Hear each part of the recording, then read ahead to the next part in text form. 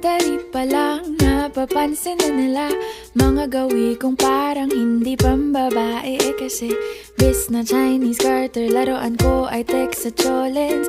Tapos kajamin ko lagi noon mga sigang lalaki sa amin. Nung ako'y mag-high school ay napabarkada sa mga bay. Curious na babae na ang hanap din ay babae. Sa halip na makeup kit, bit-bit ko ay gitara. Tapos pormahan ko lagi ay long sleeves na t-shirt at faded na lonta. Pero nung makilala kita, nagbagong bigla ang aking timpla. Natutuwa ko na magpariban at mag-ahit ng kilay at least once a month. Hindi ko alam kung anong meron ka na sa akin ay nagpalambot ng bigla. Sinong mag-aakalang lalaki pala ang bibiyag sa tulad kong tigreng gala.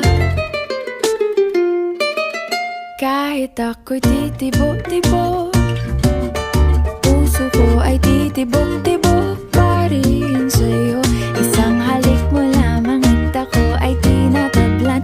At ang aking pagkababae ay nabubuhayan na para bang bulaklak na namumukadkad. Dahil alaga mo sa dilig at katamtamang sikat ng araw-araw mong pag-ibig sa aking buhay nagpapasarap.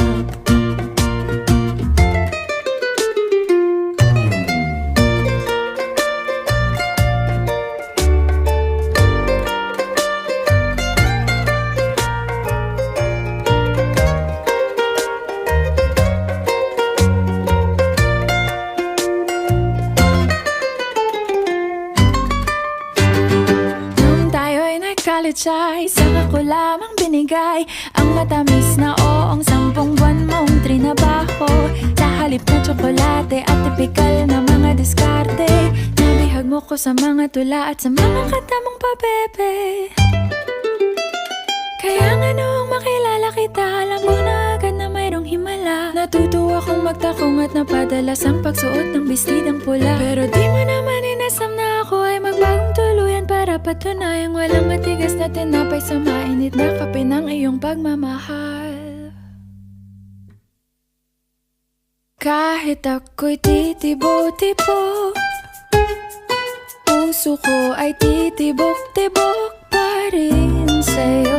Isang halik mo lamang at ako ay tinatablan.